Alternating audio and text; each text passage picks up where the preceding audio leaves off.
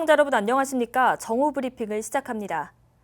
오늘은 텍사스의 마지막으로 노예 해방 소식이 전해진 것을 기념하는 날인 준틴스입니다.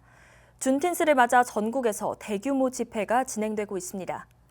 애틀랜타 센테니얼 올림픽 파크에서도 원 레이스라는 단체가 주최한 마치 온 애틀랜타라는 대규모 집회가 진행되고 있습니다. 주최 측은 오늘 수천 명이 모일 것으로 보인다고 전했습니다. 주최 측의 시간표에 따르면 시위 참가자들은 오전 11시 30분까지 집회를 이어간 후 주청사를 향해 행진하고 주청사 앞에서 집회를 진행한 뒤 센테니얼 파크에서 약 4시까지 집회를 이어갈 것으로 보입니다. 이 외에도 여러 단체가 준틴스 기념 행사를 진행하고 있으며 오늘 저녁 늦게까지 진행될 것으로 예고된 집회도 있습니다. 집회는 아직까지 평화로운 양상인 것으로 알려졌습니다. 애틀랜타 공립학교는 노예 해방 기념일 준틴스를 휴일로 지정했습니다. 메리아 카스타펜 애틀랜타 교육감은 준틴스라는 날에 대해서 알고 있는 사람이 많지 않다며 이번 기회를 통해 준틴스에 대해 알리고 기념하기 위해 공립학교 교직원들을 대상으로 유급 휴일을 지정했다고 설명했습니다. 브룩스 사건에 연루된 경관 2명이 모두 풀톤 카운티 경찰서에 출두했습니다. 데빈 브레스넌 경관은 출두 후 보석금을 내고 나왔지만 총을 쏴 레이샤드 브룩스를 숨지게 한 가렛 롤프 경관은 보석이 허용되지 않았습니다. 롤프 경관은 이후 풀턴 카운티 구치소에서 귀넷 카운티 구치소로 옮겨졌습니다. 롤프 경관은 중죄 모살, 가중폭행 등 11개의 혐의를 받고 있으며 브레스넌 경관은 가중폭행 등 3개의 혐의를 받고 있습니다. 한편 롤프 경관의 법적 비용을 지원하기 위해서 25만 달러 이상이 모금된 것으로 알려졌습니다.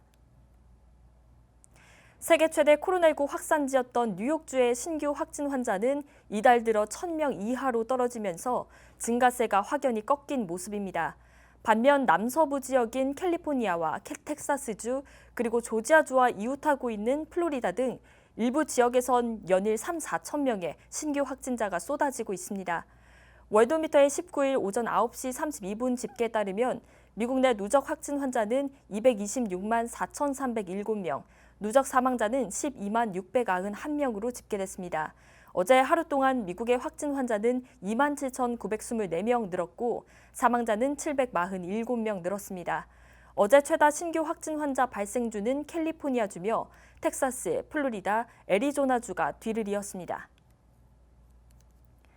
어제 조지아주의 신규 확진 환자 증가수는 882명, 뉴욕주의 신규 확진 환자 증가수는 803명으로 나타났습니다. 최다 확진 환자 발생주인 뉴욕주의 신규 확진 규모보다 어느새 조지아주의 신규 확진 환자 발생 수가 더 많아졌습니다.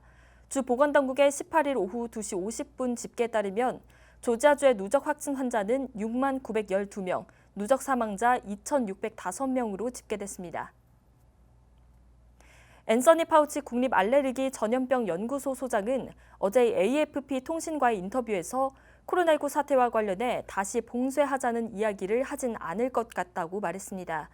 미국 경제를 재개하려면 국지적 접근법이 필요하다는 겁니다. 확진 사례가 급증하고 있는 지역은 더 잘 통제하기 위해 집중해야 하고 지역별로 감염 위험도를 분류해 단계적으로 봉쇄를 풀어야 한다는 의견을 내놨습니다. 한편 파우치 소장은 사람들이 최근 들어 코로나19 2차 유행을 많이 언급하고 있지만 아직 1차도 끝나지 않았다고 말했습니다. 현재 전 세계에서 코로나19 바이러스를 해결하기 위해 항체 생성을 중심으로 면역책을 강구해내고 있습니다. 백신 개발부터 일부 국가에서 시도하는 집단 면역책 모두 코로나19 완치자에게는 장기간 몸을 보호해주는 항체가 형성된다는 가정하에 연구가 실시되고 있습니다. 그런데 텍사스 대학 연구진들에 따르면 코로나19가 완치된 이후에도 항체가 사라질 수 있다는 연구 결과가 나왔습니다. 장기간 항체가 지속될 확률이 낮다는 겁니다. 해당 연구 결과는 논문 사전 공개 사이트 매드르크시브에 16일 공개됐으며 아직 동료 과학자들의 검토를 거치진 않은 상태지만 전 세계에서 실시되는 면역책 강구에 큰 영향을 미칠 수도 있을 것으로 예측되고 있습니다.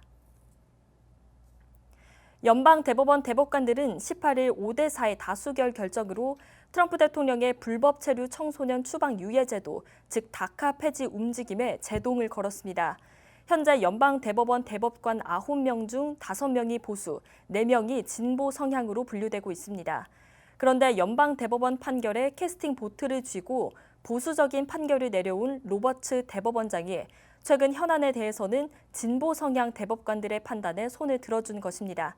따라서 존 로버츠 연방대법원장이 트럼프 정부 정책을 편들어주지 않았다는 점에 주목하며 그 배경에 관심이 모아지고 있습니다. 로버츠 대법원장은 이번 판결 이후 다카를 폐지한다는 정부 측 철명이 충분하지 않았다고 밝혔습니다. 트럼프 대통령이 트위터에 가짜뉴스를 올려 트위터로부터 조작된 미디어라는 딱지를 받았습니다. 트럼프 대통령은 어제인 18일 트위터에 한 영상을 업로드했습니다. 해당 영상에서는 불길한 음악과 백인 아이가 흑인 아이를 쫓아가고 있는 모습이 나오며 하단에 CNN 로고와 함께 공포에 질린 아이, 인종차별주의자 아이로부터 도망치다라는 자막이 써져 있습니다. 이후 영상에는 CNN의 가짜뉴스가 문제라고 말하며 두 아이가 함께 놀고 있는 모습을 보여줍니다. 하지만 해당 영상은 교묘하게 편집된 가짜 영상으로 지난 9월 보도된 CNN의 원본 영상은 두 아이의 순수한 우정에 대해서 말하고 있습니다. 이로써 트위터가 트럼프 대통령 게시글에 세 번째 제재를 가하게 됐습니다. KTN 방송국이 주관하고 애틀랜타 한국교육원이 후원하는 제2회 KTN 영상제 시상식이 오늘 오전 KTN 볼룸에서 열렸습니다. KTN 방송국 최은숙 대표는 이번 영상제 출품 작품 수가 전년 대비 3배가 증가했다고 전하며 참가자들의 노고를 치하했습니다. 애틀랜타 한국교육원의 조재익 원장은 출마자 모두가 한국과 한국 문화를 알리는 대사들이라고 말하며 앞으로도 많은 관심을 당부했습니다. 심사 결과 1위는 알렉스 배, 2위는 아비가일 코빌, 4위는 클로에 리와 클라리스 리 자매가 차지했습니다. 수상자들에게는 1위 $500, 2위 $300, 3위 $200의 상금과 상장이 수여됐습니다.